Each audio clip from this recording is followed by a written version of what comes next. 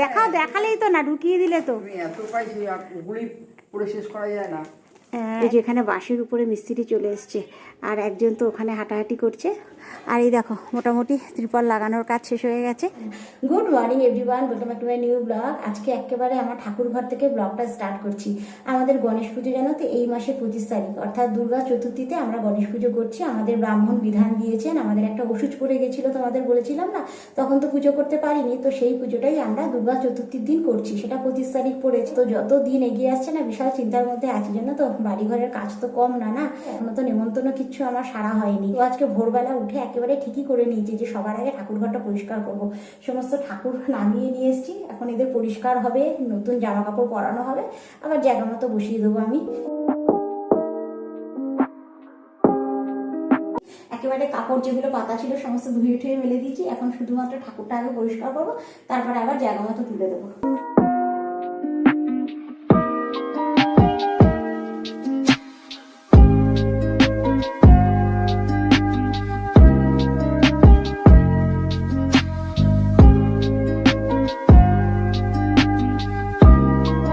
করতে পুরো ঘেমে নিয়ে স্নান হয়ে গেছি। আমার ঠাকুর ঘরে তো জানলা নেই, ভীষণ গরম জানো তো। বাবু একটা টেবিল ফ্যান এনেছে, ও যে যখনই ঠাকুর ঘরে পুজো করবে ফ্যানটা চালিয়ে দেবে। কিন্তু আমার নিজের কাছে একটা কিরকম লাগে যে ঠাকুরকে ডাকবো, মন দিয়ে পুজো করব, ফ্যান চালিয়ে আরাম করে, সে কারণে ফ্যানটা লাগাই না। কিন্তু এখন লাগাতে হয় জানো তো, অন্তত পুজোর সময় না হোক, কাজের সময় ফ্যানটা চালিয়ে নিলে একটু আরাম হবে। নাহলে আমি ভীষণ ঘামাই তো, পুরো স্নান হয়ে গেছি। দেখো না, ঠাকুর গুলো তো একেবারে পরিষ্কার হয়ে গেছে। এখন জায়গা মতো তুলিনি জানো তো, ওটা পরে তুলবো, যখন পুজো করবো তখন তুলবো। এখন একটু সবার আগে চা করবো, একটু চা খাই। আর প্রতিদিন সকালবেলা হাঁটতে যাওয়ার আগে দইটা একেবারে মাইক্রোওয়েভ থেকে বার করে ফ্রিজে ভরে তারপরে যাই হাঁটতে। আর আজকে জানো তো একদম মনে নেই দইয়ের কথা, এখন ফ্রিজে ভরবো সবার আগে। এই যে দই একেবারে রেডি, সুন্দর এখানে চা ফুটছে। আজকে বেশি করে দুধ দিয়ে লিকার করা হচ্ছে চায়ের। এনে চা ওটা সকালে ডিম সেদ্ধ, ডিম নিয়ে পড়ে যাচ্ছি। গ্যাস ফাঁকা আছে তো? আজকে আমাদের পেঁপে ভাজি হবে, পেঁপে আর কুমড়ো একসাথে বলেছি ভাজা করতে রুটির সাথে, আর ডিম সেদ্ধ। এই আমাদের আজকে ব্রেকফাস্ট সকালে। তার মধ্যে আমার মিমোর আবার আজকে স্কুলও আছে, আর তো সামনে একটা সপ্তাহ বোধহয় স্কুল হবে। তারপরেই তো দুর্গাপুজোর ছুটি পড়ে যাচ্ছে, তার মধ্যে আবার আমাদের গণেশ পুজোর জন্য মিমোকে 2-3 দিন ছুটি নিতে হবে, কারণ পুজোর আগের দিন ঠাকুর আনতে যাবো, সেই দিনের একটা চাপ। পুজোর দিন তো যেতেই পারবে না, পুজোর পরের দিন বিসর্জনের একটা ধাক্কা। 3 দিন স্কুল কামাই তো হবেই এমনিতেই। তো মিমোকে বলেছে এই কটা দিন আর কামাই করিস না।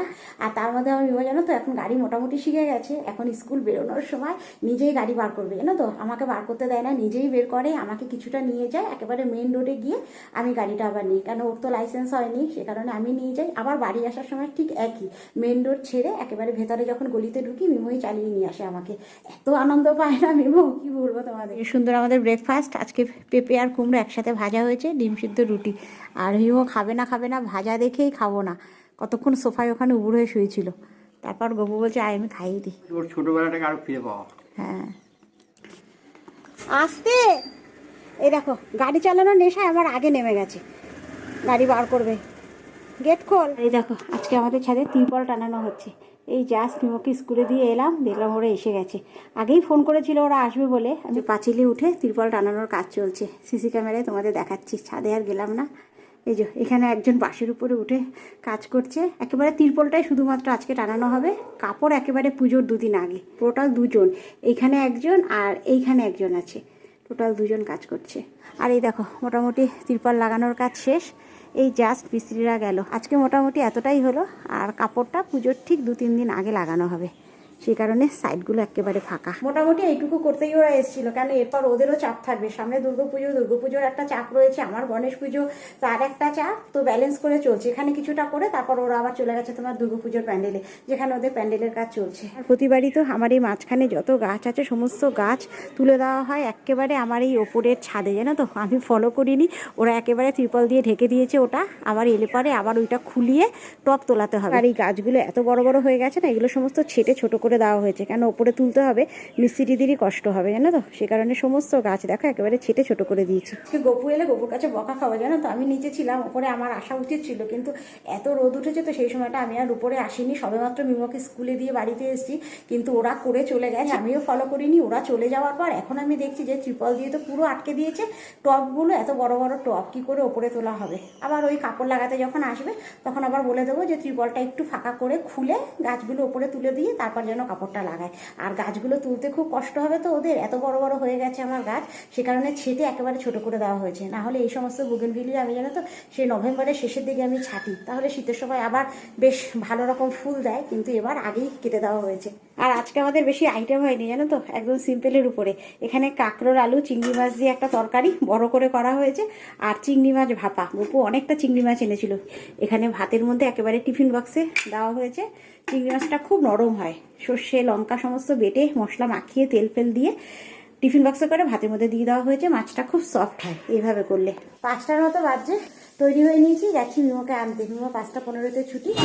দেখো অন্ধকার হয়ে গেছে, ছুটিও হয়ে গেছে। আগে এলে পরে এই জায়গাটা রাখতে পারি, এখানটা ফাঁকা থাকে। আজকে অনেকটা দূরে ছুটি হয়ে গেছে তো, আর গাড়ি ঢোকাতেই পারছিলাম না ভেতরে। মিমোর ব্যাগটা নিতে হবে আমাকে, দেখে চালাতে পারবি তো বাবা? সকালে মিমো অনেকটা নিয়ে গেছে।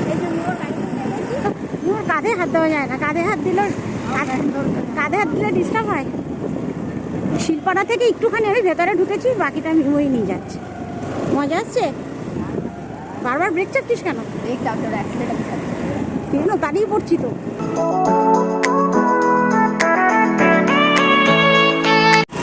চল স্নান করে নিবি। কি বানাচ্ছ বাবা? কাছে দিয়ে তার দিয়ে। ও মিমো হাতে ব্যান্ড, এটা ব্যান্ড না, এটা একটা মোটা সুতো, ওই দড়ি টাইপের। এইটা দিয়ে মিমো একটা কালকে ব্যান্ড বানিয়েছে। এই যে আমাদের গপু এক এক করে গিফট সমানে আনছি অফিস থেকে। চলে এসেছে, এই নিয়ে 3টে বোধহয় হলো। গপু পুজোর সময় ওই জন্য কিনতে যায় না। দেখালেই তো না, ঢুকিয়ে দিলে তো। তুমি এত পাইছি ওগুলি পরে শেষ করা যায় না। একটা টি শার্ট, সবাই দেয়। এটা মেরুন আর হোয়াইটের মধ্যে। হ্যাঁ, কে দিয়েছে এটা? এটা সঙ্গুদা। আমি বলি এখন আর দিতে লাগে এগুলো, বলে না এটা আমার এটা ভালো লাগা। আর এখন 8:15, বাবা মুখে চুল পড়ছে। আর এখন 8:15-র মতো বাজছে, আর আমি ওপরে এখানে রান্না বসিয়ে দিয়েছি। আমাদের পাপড় এখনো ফেরত দেওয়া হয়নি। গপু এটা নিচে নিয়ে যাবে, মনে থাকে না জানো তো, একেবারে নিচে নিয়ে গেলে একেবারে ওখান থেকে অফিস যাওয়ার সময় নিয়ে যেতে পারবে। এই যে সুন্দর চিকেন এখানে হয়েও গেছে। আজকে চিকেনের যা যা মশলা মোটামুটি দেওয়া হয় সমস্ত রকম মশলা দিয়ে একেবারে আলু ফালু দিয়ে কুকারে 3টে সিটি। গপু গেছে দুর্গাপুজোর চাঁদা তুলতে। এবার আমাদের খিদে পেয়ে গেছে, ওপরে চিকেন করে রেখে এসেছি আর শশা কেটে নিয়ে এসেছি। আপাতত এটা খাই এখন। এনে শশা নাও, এনে শশা। এই সাইডেরটা তোর, এদিকেরটা তোর, আর এটা ভাইয়ের। আর গপু এখানে গান চালিয়েছে, আমাদের ঝাড়ে তো গান হয়, গান চালিয়ে শশা ভাবিকে দেখাই। গপু এখানে পাইচারি করছে। আমাদের খাওয়া দাওয়া হয়ে গেছে, রোজের কাজ। তোমারও দরকার হাঁটাহাঁটিটা। আমি তো হাঁটবই, আমি তো তোমাকে বললাম গপু এমনিতেই হাঁটে, মাঝে মধ্যে ভুলে যায়, আমি মনে করাই, তাই তো। পেটে ভাত পড়ার আগে ঠিক আছে হাঁটবে, পেটে ভাত পড়লে তখন বিছানা যায়। কিন্তু সেটা তো ঠিক না। তো চলো ব্লগটা আর বড় করছি না, এর সাথে এই ভিডিওটা এখানেই শেষ করে দিচ্ছি। যদি কিছু ভালো লেগে থাকে একটা লাইক করে দিও। দেখা হচ্ছে তোমাদের সাথে আবার নেক্সট ব্লগে। ততক্ষণের জন্য সবাই সুস্থ থেকো, ভালো থেকো। তাহলে এখনের মতো বাই। এটা কি করছিস? দেখতে পাবো না, মুখে বল। ব্যান্ড তো এই যে দড়িতে ওখানে গিট চলছে। So I surrender.